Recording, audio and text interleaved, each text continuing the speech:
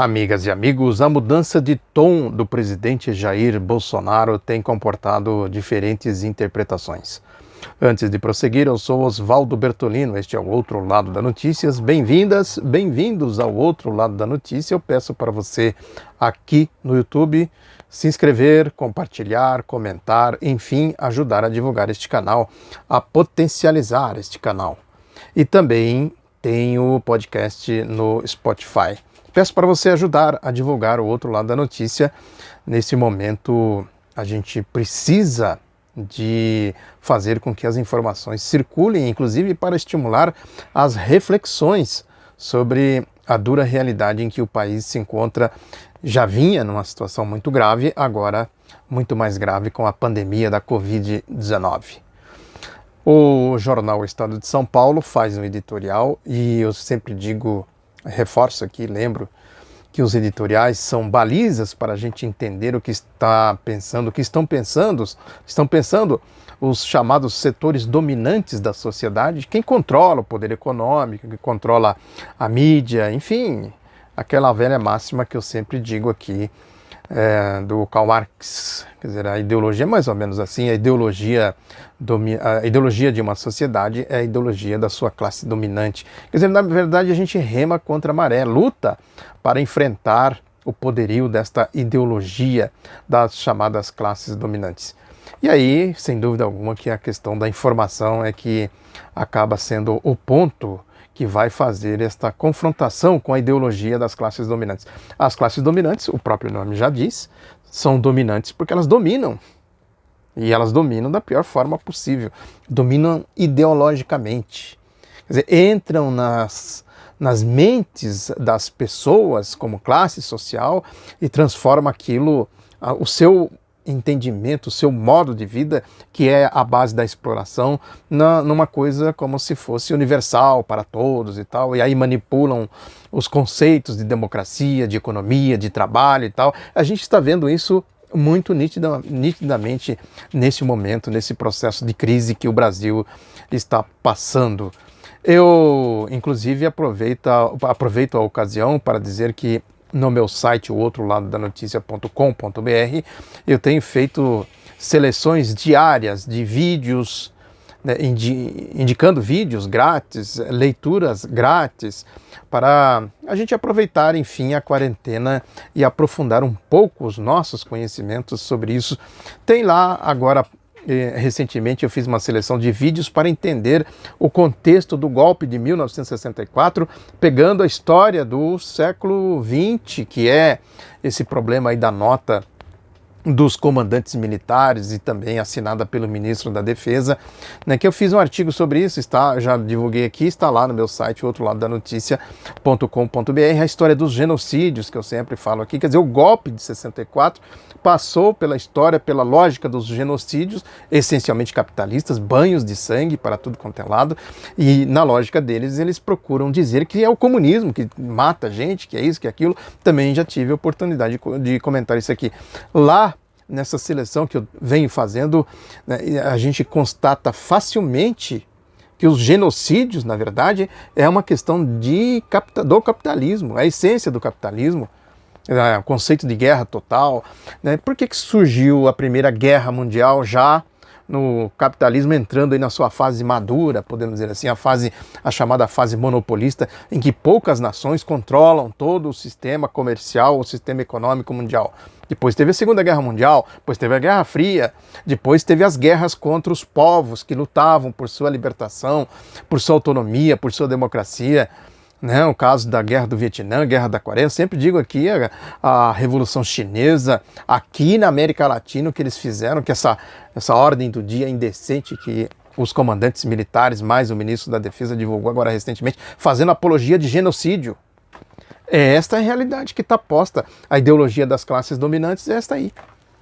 Então a gente precisa, evidentemente, compreender isso do ponto de vista histórico, do ponto de vista filosófico, do ponto de vista das categorias econômicas, quem produz riqueza, como essa riqueza é distribuída, são conceitos fundamentais para a gente entender essa realidade de hoje. Entender o Bolsonaro, por exemplo.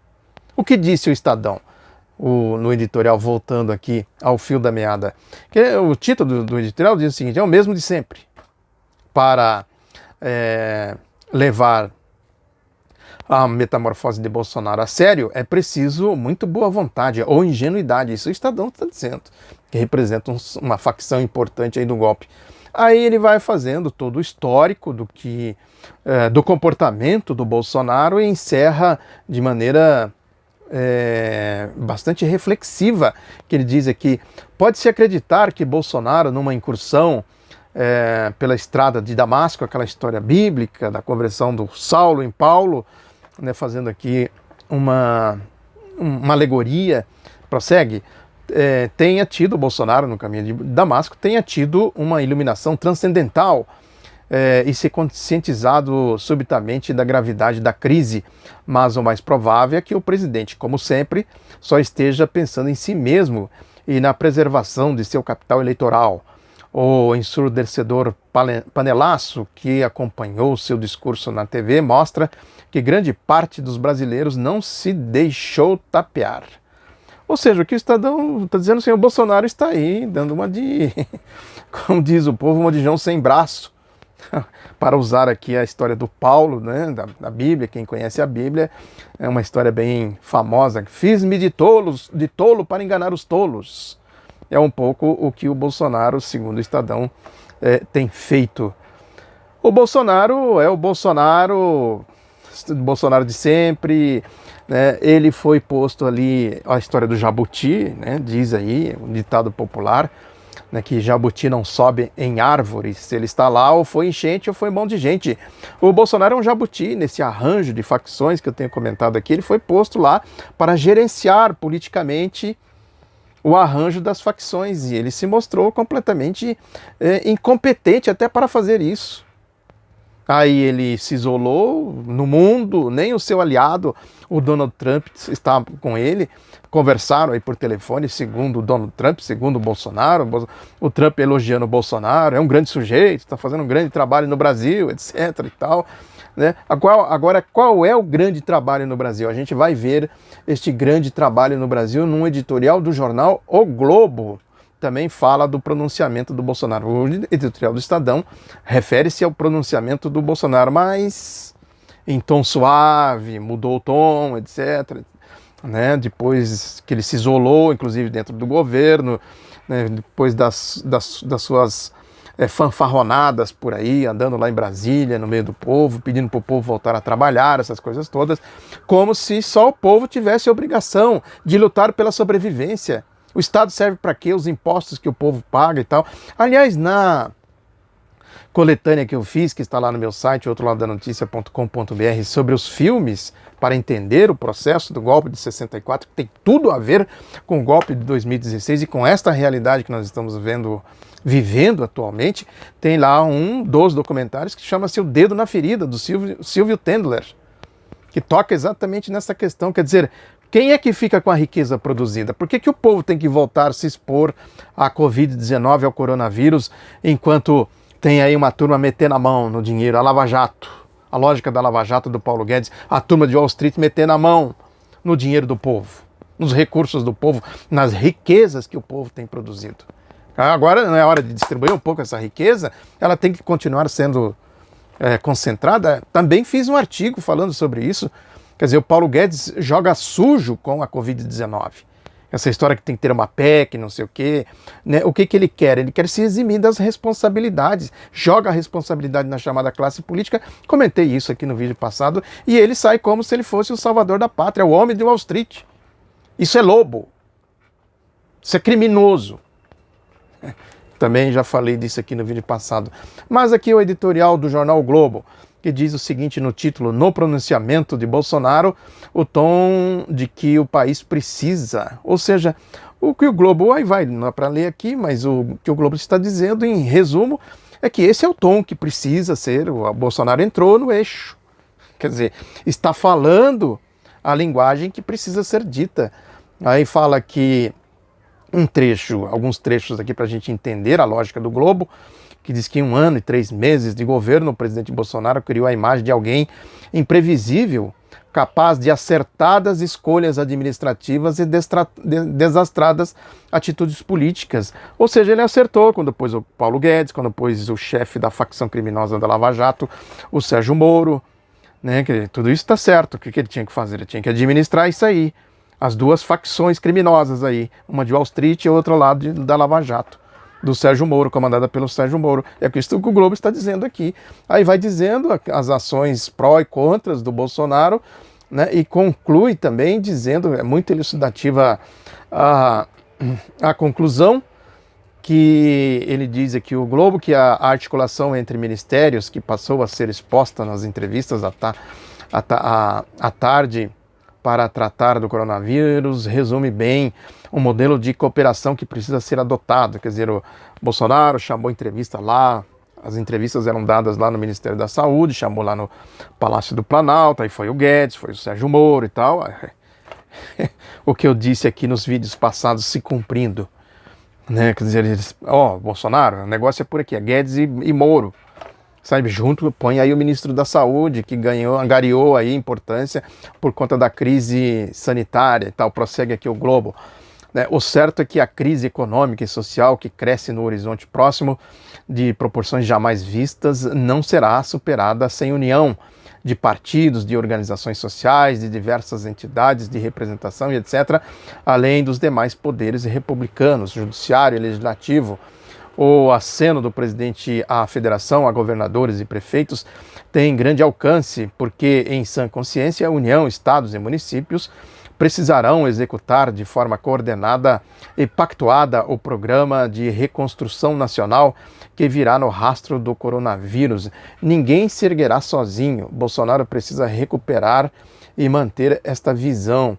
Ou seja, o que o Globo está dizendo aqui? Que a saída é com o Bolsonaro. O Estadão está dizendo que não. O Globo está dizendo que sim. Qual é a síntese disso, a dedução que a gente pode fazer disso? É que tem uma facção aí do processo todo, do golpe, da eleição da extrema-direita, desse arranjo que foi feito, que está dizendo assim, o Bolsonaro é instável, não dá mais. Vamos tirar o Bolsonaro, vamos tocar com um outro processo, com outro projeto de poder, ou com outra formulação, outra forma do mesmo projeto de poder. E o Globo está dizendo, não, o Bolsonaro aqui está entrando na linha, tem que entrar no eixo aqui e tal.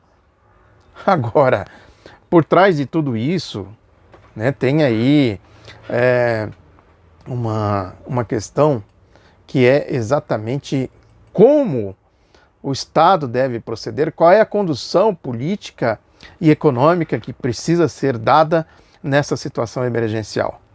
Eu publiquei no meu site, outroladodanotícia.com.br, um artigo do Luiz Fernando Veríssimo, que é muito interessante, ele com seu jeito irônico, é muito elucidativo, que ele diz aqui que recuperem as ideias de Keynes.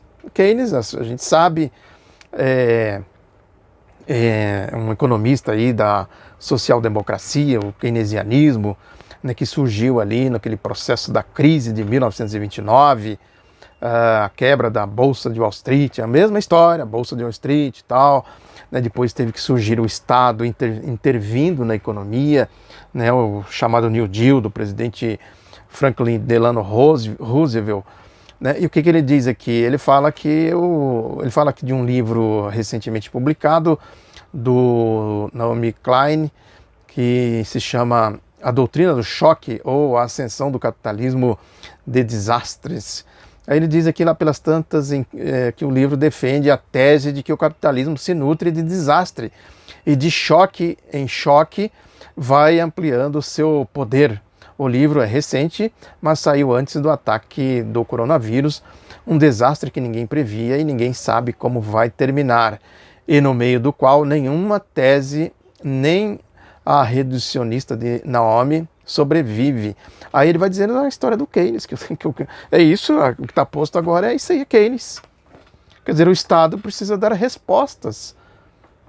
Tem que entrar no papel do Estado aqui, quer dizer, o que o Globo está dizendo, né, no fundo o próprio Estadão está dizendo, o que o Paulo Guedes está dizendo, o que o Bolsonaro está dizendo, nós precisamos salvar Falei aqui também que esse debate está muito quente lá na União Europeia, no Banco Central Europeu, nos Estados Unidos fala-se pouco disso, que é um regime mais fechado, né, mais controlado com mão de ferro pelo poderio militar, o Departamento de Estado e tal, né, os mecanismos de Estado policialesco que tem no regime norte-americano e tal. Não tem muita democracia ali, não tem muita transparência, a gente não consegue ver exatamente o que está acontecendo.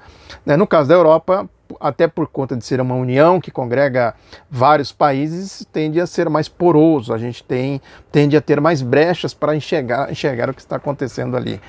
Agora aqui no Brasil também tem muito essa característica do autoritarismo, quer dizer, o sistema financeiro domina tudo aqui, o poder econômico, o poder midiático, essas coisas todas, a gente tem poucas possibilidades, poucas janelas para enxergar a realidade, né? Mas algumas coisas a gente pode olhar pelos seus bastidores, pode tirar as suas conclusões e analisando e vendo quem é quem, como se diz, quem é quem no jogo do bicho.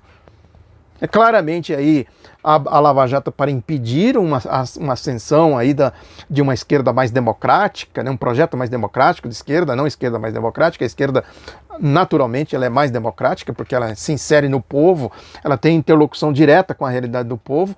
A Lava Jato existe para impedir isso, essa turma aí de corruptos, totalitários, que é tudo que a gente sabe quem é, né, esse tipo de gente aí, né, o banditismo que é da Lava Jato, o mundo da corrupção, o mundo da lama, impedir a ascensão da esquerda.